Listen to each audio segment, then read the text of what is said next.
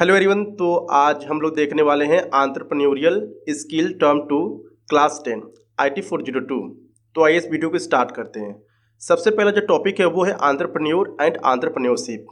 सबसे पहले समझते हैं एंटरप्रेन्योर कौन होते हैं। ठीक है, an individual who create a new business bearing most of the risk to set up a business is called entrepreneur.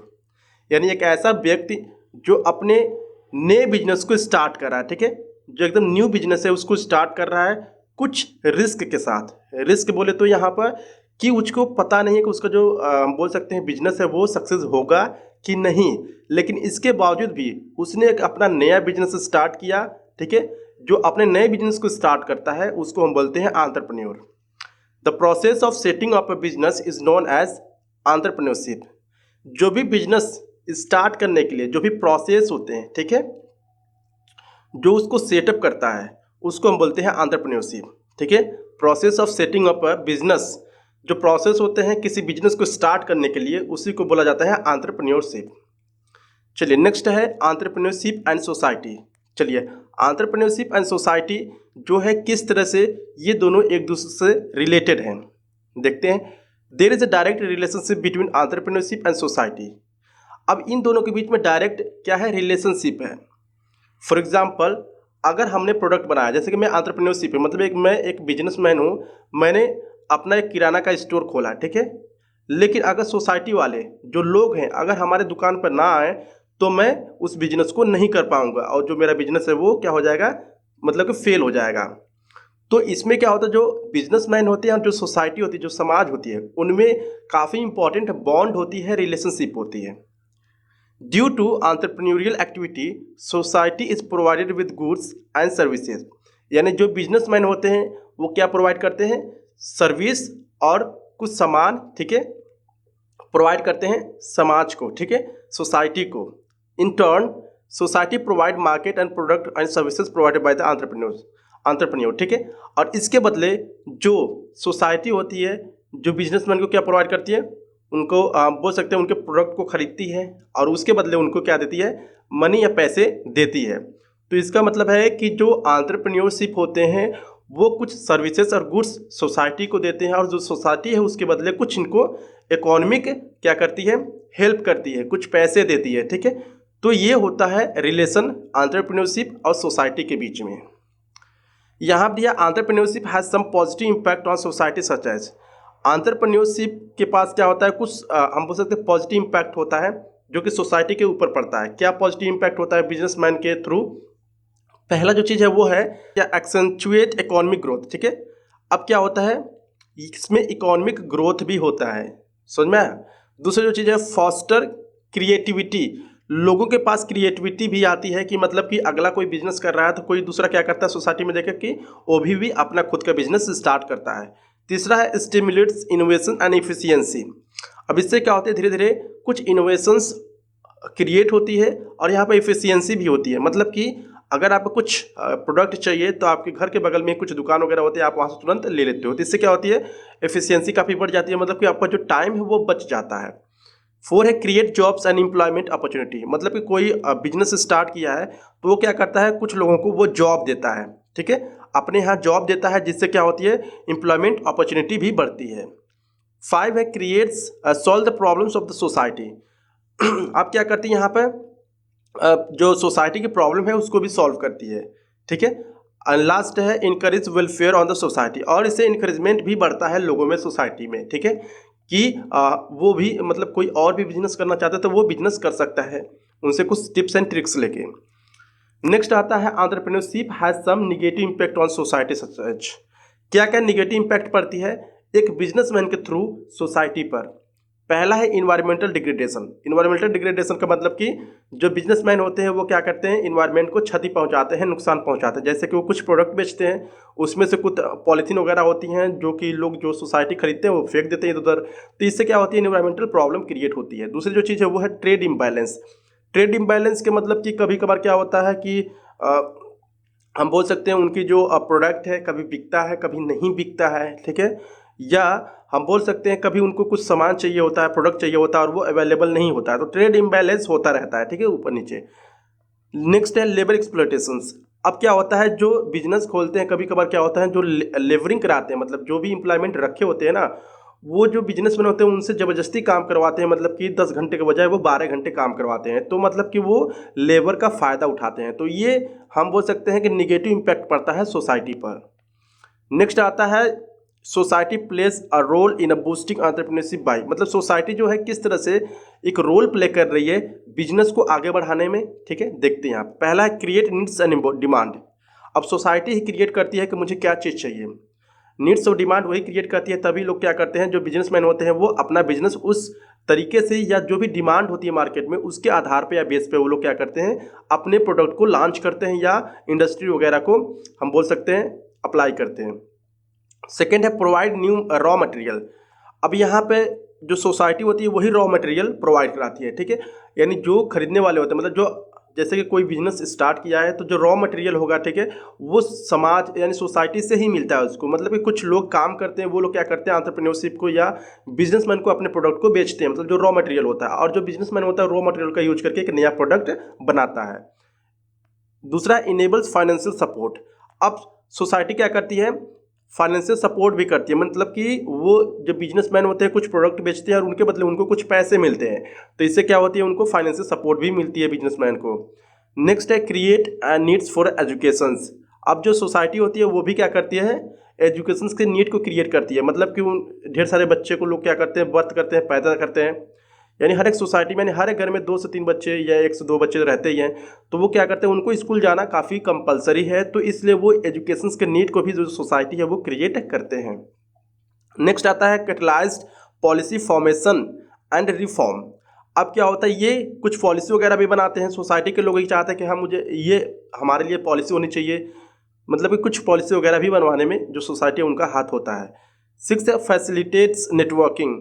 अब ये क्या होता है, सोसाइटी के थ्रू ही नेटवर्किंग मतलब बनता है। जैसे कि कोई दुकान है, वहाँ से कोई प्रोडक्ट खरीदता है और वो प्रोडक्ट अच्छा होता है, तो जो खरीद के गया होता है ना, वो क्या करता है, 2 लोगों को और बताता है, ठीक है, कि यहाँ के जो प्रोडक्ट है या उस शॉप की प्रोडक्ट है काफ़ी अच्छी है, आप वहाँ से जाकर खरीद सकते हो। तो इससे क्या होती है, नेटवर्किंग बॉन्ड होती है, जिससे कि उनकी जो हम बोल सकते हैं जो क्षमता होती है सेलिंग की वो बढ़ जाती है। लास्ट है सपोर्ट्स इंफ्रास्ट्रक्चर डेवलपमेंट।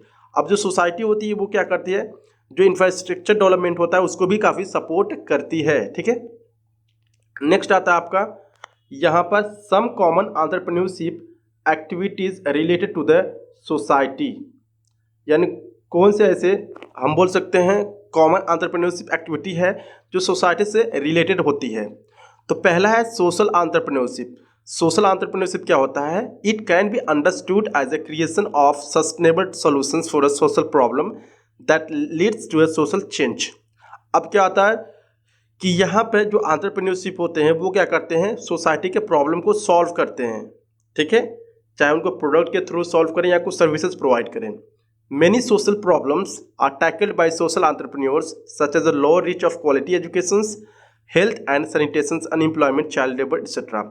अब जो सोसाइटी है वही बताती है कि जो क्वालिटी मिल रही है, मतलब कि अगर कोई बिजनेस प्रोवाइड कर रहा है तो जो सोसाइटी है वही बताती है कि उनका जो प्रोडक्ट है वो सही है या नहीं है, उनकी क्वालिटी एजुकेशन है या नहीं है। ठीक है, या जो कोई हम बोल सकते हैं हॉस्पिटल है तो सोसाइटी ही बताएगी कि मतलब वहाँ पर अच्छे डॉक्टर हैं या नहीं है। तो ये क्या होती है, जो सोसाइटी होती है वही डिसाइड करती है कि जो क्वालिटी है वो किस प्रकार है।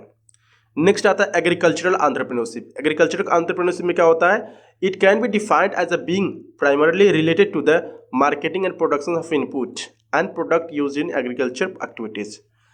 अब यहाँ पे भी एग्रीकल्चर एंटरप्रेन्योरशिप भी होता है, मतलब कि एग्रीकल्चर से रिलेटेड जो भी प्रोडक्ट बनाए जाते हैं और जो भी यूज किए जाते हैं सोसाइटी के थ्रू उसको बोलते हैं एग्रीकल्चर एंटरप्रेन्योरशिप। मतलब कि एग्रीकल्चरल प्रोडक्ट लाइक यहाँ पे हो गया मैन्यूर हो गया, कुछ पेस्टिसाइड हो गए, केमिकल्स हो गए, तो ये सारी चीज़ें क्या होते हैं, एग्रीकल्चर एंटरप्रेन्योरशिप होते हैं। नेक्स्ट आता है वुमेन एंटरप्रेन्योरशिप।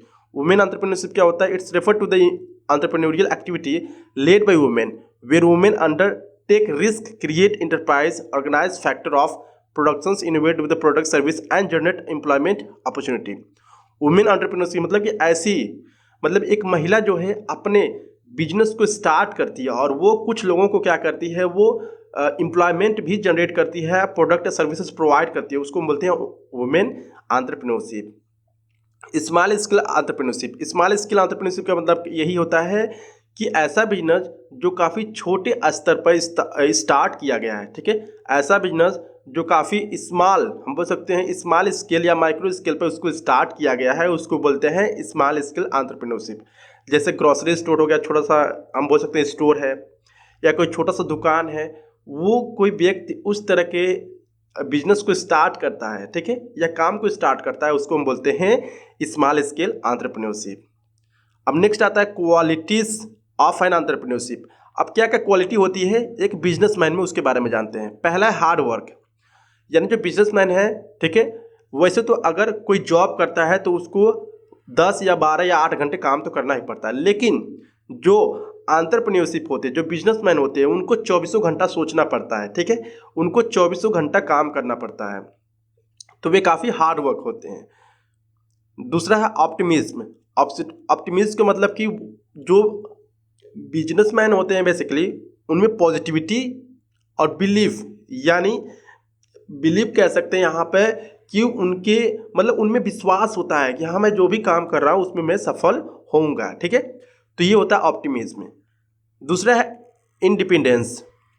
इंडिपेंडेंस में क्या होगा, इंडिपेंडेंस का मतलब होता है कि वे क्या होते हैं, काफ़ी कॉन्फिडेंट होते हैं और इंडिपेंडेंस होते हैं, मतलब कि वे जो भी काम करते हैं वो अपना खुद से करते हैं, ठीक है, एक्चुअली में वो उसको किसी को इन्वॉल्व नहीं करते, अपना खुद का क्रेडिट वो खुद लेते हैं, तो उसको बोलते हैं इंडिपेंडेंस। दूसरा एनर्जेटिक। जो बिजनेसमैन होते हैं हमेशा एनर्जेटिक होते हैं, ठीक है। Energy is always high in a successful entrepreneurs which make them extremely protective, यानी वो क्या होते हैं जो एंटरप्रेन्योरशिप होते हैं वो काफ़ी एनर्जेटिक होते हैं और जो भी काम करते हैं वो काफ़ी एनर्जी के साथ करते हैं। नेक्स्ट आता है सेल्फ कॉन्फिडेंट। सेल्फ कॉन्फिडेंट क्या होता है, वे काफ़ी कॉन्फिडेंट होते हैं और वे अपने कॉन्फिडेंट के आधार पर डिसीजन भी काफ़ी अच्छे से लेते हैं, ठीक है, क्योंकि अगर आप बिजनेस कर रहे हो तो आपको डिसीजन हर एक घंटे भी लेना पड़ सकता है और या हर एक दिन भी लेना पड़ सकता है, ठीक है, डिसीजन। तो वे काफ़ी कॉन्फिडेंट होते हैं, सोचते हैं, विचारते हैं, इसके बाद से वे डिसीजन लेते हैं कॉन्फिडेंटली। नेक्स्ट आता है फंक्शन ऑफ एन एंटरप्रेन्योर। क्या क्या फंक्शंस होते हैं एक बिजनेसमैन के, देखते हैं। ऑर्गेनाइजेशंस बिल्डिंग एंड मैनेजमेंट, यानी उनमें किस तरह की हम बोल सकते हैं कैरेक्टर होती है। ऑर्गेनाइजेशन बिल्डिंग मतलब कि बातचीत करने की जो चीज़ें होती हैं, ठीक है, या उनमें एक तरह से हम बोल सकते हैं एक ऐसी खासियत होती है जो क्या करते हैं, लोगों को बॉन्ड करके रखते हैं, मतलब कि लोगों को एक चीज़ में बांध के रखते हैं, ठीक है। An entrepreneurial build the organization by taking various steps such as hiring employees, organizing the factor of production, sourcing finance etc. यानी जो बिजनेसमैन होते हैं क्या करते हैं, लोगों को एम्प्लॉय को हायर करते हैं, मतलब कि लोगों को काम पे रखते हैं, समझ में क्या, और प्रोडक्शन वगैरह का मतलब जो भी होती है वो भी चीज़ें वो लोग देखते रहते हैं। और इनमें एक खासियत बात होती है, जो बिजनेसमैन होते हैं एक्चुअली में, जो सही बिजनेसमैन होते हैं वो अपने एम्प्लॉय से काफ़ी अच्छे से बात करते हैं, काफ़ी हम बोल सकते हैं पोलाइटली बिहेव करते हैं उनके साथ। नेक्स्ट आता है taking risk. So taking risk से आप समझ गए होंगे कि ये जो बिजनेसमैन होते हैं ना वो काफ़ी रिस्क को क्या करते हैं, लेते हैं, काफ़ी रिस्क लेते हैं, ठीक है, वो काफ़ी रिस्क टेकिंग पर्सन होते हैं, जो रिस्पॉन्सिबिलिटी भी लेते हैं अपनी जिम्मेदारी और प्लानिंग भी करते हैं। अगर उनके हम बोल सकते हैं बिजनेस में कोई लॉस हो गया तो उसकी रिस्पॉन्सिबिलिटी जो होती है उनकी खुद की होती है, ऐसा नहीं कि वो दूसरों को ब्लेम कर दे कि नहीं आपके चलते मेरा ये इतने पैसे नुकसान हुए, नहीं ऐसा नहीं होता है। वे अपना खुद का रिस्पॉन्सिबिलिटी अपना ही लेते हैं, चाहे उनकी जो बिजनेस है वो प्रॉफिट में जाए या लॉस में जाए, ठीक है, ये होता है। नेक्स्ट आता है इनोवेशन। इनोवेशन क्या होते हैं, entrepreneurs innovate by introducing new concept, product, service, design, ideas etcetera. अब जो बिजनेसमैन होते हैं मार्केट में क्या करते हैं, नए आइडिया को लाते हैं या नए प्रोडक्ट को लाते हैं, ताकि उनका जो प्रोडक्ट हो वो समाज या सोसाइटी में क्या हो सके, सक्सेसफुल हो सके और उनकी जो बिजनेस है वो काफ़ी सक्सेस हो सके। नेक्स्ट है डिटेल इन्वेस्टिगेशन। डिटेल्ड इन्वेस्टिगेशन का मतलब कि जो भी कोई भी बिजनेसमैन है अपना काम स्टार्ट कर रहा है किसी भी आइडिया पर, तो उस आइडिया के पीछे वो क्या करते हैं, काफ़ी रिसर्च करते हैं, काफ़ी खोजबीन करके उस बिजनेस या उस नए आइडिया को मार्केट में लॉन्च करते हैं। कहने का मतलब कि कोई भी काम करते हैं जो बिजनेसमैन होते हैं वो अच्छे से जांच पड़ताल करते हैं और उसकी पूरी डिमांड को देखते हैं कि हाँ जो मैं हम बोल सकते हैं कि जो भी प्रोडक्ट मैं बना रहा हूँ क्या वो वास्तव में सेल होगा कि नहीं होगा। पूरी अच्छे से जांच पड़ताल करने के बाद वो क्या करते हैं, अपने प्रोडक्ट को लॉन्च करते हैं। तो ये होता है डिटेल्ड इन्वेस्टिगेशन, मतलब कि किसी भी चीज़ के बारे में अच्छे से जांच पड़ताल करना। दूसरा है फाइनेंसिंग। जो बिजनेसमैन हैं उनको तो पैसे की कमी तो होती है, मतलब कि पैसे की नीड तो होती है, तो वो क्या करते हैं, वो हम बोल सकते हैं कि वो रेजिंग कैपिटल का मतलब कि वो गवर्नमेंट से हेल्प लेते हैं, कोई लोन हो गया या कहीं से कोई फ्रेंड वगैरह है, या मतलब किसी तरह से पैसे क्या हो सके, जुगाड़ हो सके या पैसे का कलेक्शन हो सके, तो वो क्या करते हैं, रेजिंग कैपिटल मतलब पैसे को कहीं से लेते हैं एज ए लोन, चाहे वो बैंक से हो गया या गवर्नमेंट स्कीम हो गया कोई, उसके थ्रू लोग क्या करते हैं, फाइनेंस यानी पैसे लेते हैं और अपना बिजनेस को स्टार्ट करते हैं। नेक्स्ट है 6 प्लानिंग। कोई भी बिजनेस स्टार्ट करना हो तो सबसे पहले ये प्लान बनाते हैं, काफ़ी अच्छे से उसको रिसर्च करते हैं, प्लानिंग के अकॉर्डिंग ही वो स्टेप बाय स्टेप अपने काम को बढ़ाते हैं।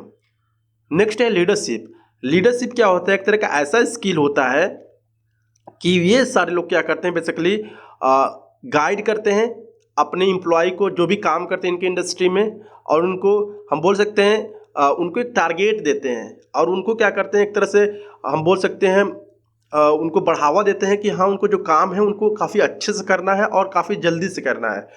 तो जो लीडरशिप होते हैं एक्चुअली में मोटिवेट करते हैं लोगों को, ठीक है, अपने एम्प्लॉय को मोटिवेट करते हैं ताकि उनका जो प्रोडक्शन है उसमें इंक्रीमेंट हो सके। नेक्स्ट आता है कम्युनिकेशन। कम्युनिकेशन, जो बिजनेसमैन होते हैं उनको कम्युनिकेट करना पड़ता है, जैसे अपने बोल सकते हैं जब भी वो अपने कंपनी इंडस्ट्री में एंट्री करते हैं तो लोगों से बात करते हैं अपनी एम्प्लॉय से, मतलब क्या दिक्कत है क्या नहीं दिक्कत है, या उनको किसी हम बोल सकते हैं उनको अपना खुद का प्रोडक्ट दूसरे को सेल करना होता है, तो वो लोग क्या करते हैं ईमेल आईडी, हम बोल सकते हैं ईमेल आईडी वगैरह भेजते हैं, सेंड करते हैं, रिसीव करते हैं, मतलब उनका जो बात करने का तरीका होता है ना उनको काफ़ी अच्छी होती है, नॉलेज होती है बात करने का तरीका, और उनको ढेर सारे लोगों से इंटरेक्शंस भी करना पड़ता है क्योंकि वो बिजनेस को रन कर रहे हैं ना, तो मार्केट में मार्केटिंग के लिए भी उनको बताना पड़ता है कि हमारे प्रोडक्ट में क्या खासियत है, क्या नुकसान है, क्या नहीं है, कितनी प्राइस है, ठीक है, किस तरह का प्रोडक्ट है। तो कम्युनिकेशन मतलब उनके लाइफ का एक पार्ट बन जाता है। तो ये होता है बिजनेसमैन। अब बात आती है रोल ऑफ एंटरप्रेन्योरशिप, क्या क्या रोल होते हैं, ठीक है। पहला होता है इनोवेटर्स रोल। इनोवेटर रोल्स मतलब क्या होगा, entrepreneurs innovate by bringing unique and new products and services into the market. अब जो बिजनेसमैन होते हैं अपने नए नए आइडिया को, नए नए प्रोडक्ट को या नए नए सर्विस को मार्केट में लाने की कोशिश करते हैं, इसको बोलते हैं इनोवेटर्स रोल। दूसरा एजेंट रोल। एजेंट रोल क्या होता है, entrepreneurs act as agent of change as they identify opportunities, solve problems, offer effective solution। अब क्या होता है, जो सही में बिजनेसमैन होते हैं वो क्या करते हैं, अपॉर्चुनिटी को पहचानते हैं, मतलब कि वो सर्वे करते हैं कि इस जगह पर किस चीज़ की परेशानी है, जिस चीज़ की प्रोडक्ट की परेशानी होगी उसी तरह के प्रोडक्ट को वो लॉन्च करेंगे और वहाँ पर और अपना बिजनेस को सक्सेसफुल बनाएंगे। दूसरा आता है कोऑर्डिनेटिंग रोल। कोऑर्डिनेटिंग रोल मतलब क्या होता है, an entrepreneur coordinate many things such as a factor of productions, delegated task, smooth functioning across different business department etc। Coordinate का मतलब कि ये लोगों से इंटरेक्ट करते हैं, मतलब कि ये फैक्टर के बारे में पता करते हैं, जितने भी प्रोडक्शन है उसके बारे में पता करते हैं, ठीक है, जो भी टास्क है और उनके जो हम बोल सकते हैं काम है वो स्मूथली चल रहा है कि नहीं चल रहा है, इन सारी चीज़ों के बारे में क्या करते हैं, कोऑर्डिनेट करते हैं। नेक्स्ट आता है एम्प्लॉयमेंट जनरेशन रोल। और ये जो बिजनेसमैन होते हैं क्या करते हैं, एम्प्लॉयमेंट भी जनरेट करते हैं, मतलब कि कोई भी कंपनी है तो इनको कम से कम 100 या 200 लोग तो चाहिए ही, ठीक है, तो वो लोग क्या करते हैं 100 से या 200 लोगों को क्या करते हैं, वो एम्प्लॉयमेंट देते हैं, रोजगार देते हैं, ताकि वो लोग क्या कर सकें, इनके काम में हेल्प भी कर सके, उनका जो रोजगार है, ठीक है, वो भी चल सके। नेक्स्ट आता है इंपॉर्टेंस ऑफ एंटरप्रेन्योर्स। क्या इंपॉर्टेंस है एंटरप्रेन्योर्स का, पहला है free market evaluation. In the free market, entrepreneurs bring change in a technology, trend and market. अब फ्री मार्केट इवोल्यूशन का मतलब क्या होता है, जो बिजनेसमैन होते हैं वो क्या करते हैं, नए नए अपने आइडिया को लाते हैं मार्केट्स में जो ट्रेंड में होता है। For example with increase in digital services entrepreneurs have create companies that offer many home delivery services. जैसे कि हम लोग आजकल जाना जो डिजिटल सर्विसेज है वो काफ़ी बढ़ रहा है, तो इससे क्या हो रहा है, मतलब कि ढेर सारे ऐसे इंडस्ट्री वाले हैं कि वो क्या कर रहे हैं, अपना खुद का ऐसा इंडस्ट्री क्रिएट कर रहे हैं जो डिजिटल सर्विस प्रोवाइड कर सके। जैसे हो गया अमेजन, हम बोल सकते हैं फ्लिपकार्ट हो गया, ये क्या करती है, आपको होम डिलीवरी प्रोवाइड करती है, या हम बोल सकते हैं रेस्टोरेंट फूड वगैरह है, तो उसको प्रोवाइड करता है आपका होम डोर डोर पे, ठीक है। तो जो जिस तरह के हम बोल सकते हैं कि बिजनेस चलता है, उसी तरह के लोग उसी के पीछे भागना शुरू कर देते हैं। नेक्स्ट आता है न्यू वैल्यूज। न्यू वैल्यूज क्या होगा? Sometimes entrepreneurs choose ethics over profit and offer a more ethical product to the world, and they are transparent about it। मतलब न्यू वैल्यू मतलब कि क्या होता है, कभी कभार जो एंटरप्रेन्योर्स होते हैं, कुछ अच्छे हम बोल सकते हैं बिजनेसमैन होते हैं, वो क्या करते हैं, अपने प्रोडक्ट के जो प्राइस है, जो पैसे होती हैं, उसके प्रोडक्ट की जो कीमत होती है, वो काफ़ी कम रखते हैं, ठीक है। और वो ट्रांसपेरेंट होते हैं कि हाँ मतलब कि मेरी इतनी लागत है, और मेरे मतलब कि अगर मेरा एक पैक यहाँ मतलब एक पैकेट है ये जो बिकेगा, तो मेरे मतलब कि 2 रुपये 5 रुपये 10 रुपये बचेंगे। मतलब कि वो पूरे प्लान को अपने बता देते हैं कि मतलब कि जो वैल्यू है कितना है, वो पूरे ट्रांसपेरेंट होते हैं अपने प्रोडक्ट को लेकर। इसी तरह से क्या होता है, उनकी जो प्रोडक्ट होती है और वो भी काफ़ी चलने लगती है मार्केट में। नया आता है, नेक्स्ट आता है न्यू मार्केट्स। न्यू मार्केट्स क्या होता है? Entrepreneurs can obtain redefine the rules of an established industry. They do this by creating a new markets for existing product and slightly innovating in small ways and suit the needs of the new target market। अब क्या होता है, कभी कभार पुराना ही product होता है, ठीक है, किसी कंपनी का, लेकिन वो दूसरे तरीके से उसको एडवर्टीजमेंट कराना शुरू कर देते हैं ताकि उनके जो प्रोडक्ट हो फिर से सोसाइटी के नज़र में आए और वो बिकना शुरू हो जाए। तो मतलब कि यहाँ पर न्यू मार्केट का मतलब है कि वो जो तरीका होता है ना एडवर्टाइजमेंट करने का या किसी प्रोडक्ट को सेल करने का, वो थोड़ा सा चेंज कर देते हैं, ठीक है, थोड़ा हट के करना चाहते हैं ताकि उनका जो प्रोडक्ट हो वो बिक सके। नेक्स्ट आता है मीथ ऑफ एन एंटरप्रेन्योरशिप। क्या क्या फैक्ट है, मीथ है, ठीक है, देखते हैं। पहला, entrepreneurship are born a certain way. मतलब कोई कोई कहता है ना कि जो बिजनेसमैन होते हैं वो पैदाइशी ही बिजनेसमैन होते हैं, लेकिन ऐसा नहीं है, ठीक है। नेक्स्ट आता है entrepreneurship have to take a lot of risk. और कोई कहते हैं जो एंटरप्रेन्योरशिप होते हैं उनको काफ़ी ढेर सारे रिस्क भी लेना पड़ता है। हाँ, जायज लेना पड़ता है रिस्क, बट इतना ज़्यादा रिस्क नहीं लेना पड़ता है कि वो मतलब ज़्यादा ही हो जाए, ठीक है। नेक्स्ट आता है बिजनेस आइदर स्काई रॉकेट और फेल। मतलब कि कुछ लोग समझते हैं जो बिजनेस है, ठीक है, चला चला नहीं तो फेल हो जाता है। 4 है, a lot of money is required to start any business. कुछ लोग सोचते हैं कि काफ़ी पैसे रिक्वायरमेंट होती है, मतलब काफ़ी पैसे की रिक्वायरमेंट होती है बिजनेस को स्टार्ट करने के लिए। 5वां, one must know everything before starting a business. अब कुछ लोग सोचते हैं कि बिजनेस स्टार्ट करने से पहले क्या होना चाहिए, उसके बारे में अच्छे से नॉलेज होनी चाहिए।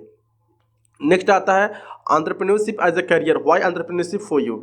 मतलब कि एंटरप्रेन्योरशिप एज ए करियर कोई ले सकता है। एज ए करियर का मतलब कि पूरी लाइफ में बिजनेस ही करे, मतलब कि बिजनेस को ही पूरा लाइफ बना दे, मतलब जॉब वगैरह ना करे गवर्नमेंट वगैरह, ठीक है। तो क्या ये एज ए करियर लिया जा सकता है बिजनेस को? पहला है natures development of entrepreneur skills and capabilities. अगर आपको एज ए करियर लेना है तो क्या करना पड़ेगा आपको कि एंटरप्रेन्योरियल स्किल, आप कैपेबिलिटीज जो होती है वो आपके अंदर होनी चाहिए। दूसरी जो चीज़ है, ठीक है, develop the ability to handle the failure and ambiguity. मतलब कि आपके अंदर ये क्षमता होनी चाहिए, अगर आप फेल हो गए तो उसको सहन करने की क्षमता होनी चाहिए, तभी आप एक बिजनेसमैन बन सकते हैं। तीसरा जो बात है वो है enhance critical thinking and problem solving ability. आपको क्या करना है, क्रिटिकल थिंकिंग और प्रॉब्लम सॉल्विंग एबिलिटी आपके अंदर लानी पड़ेगी, ठीक है, ताकि आप मार्केट को एनालाइज कर सको और उसके अकॉर्डिंग आप प्रोडक्ट को लॉन्च कर सको। 4 एंड लास्ट है leads to creating difference in the society. और आपको कुछ डिफरेंट यानी अलग करना होगा सोसाइटी में ताकि आपके जो प्रोडक्ट को लोग पसंद करें। तो ये थी entrepreneurial skill. So I hope आपको ये जो वीडियो है टर्म टू एग्जाम में काफ़ी सपोर्ट करेगा, काफ़ी हेल्प करेगा। अगर अच्छा लगा please like and subscribe my channel. Thank you.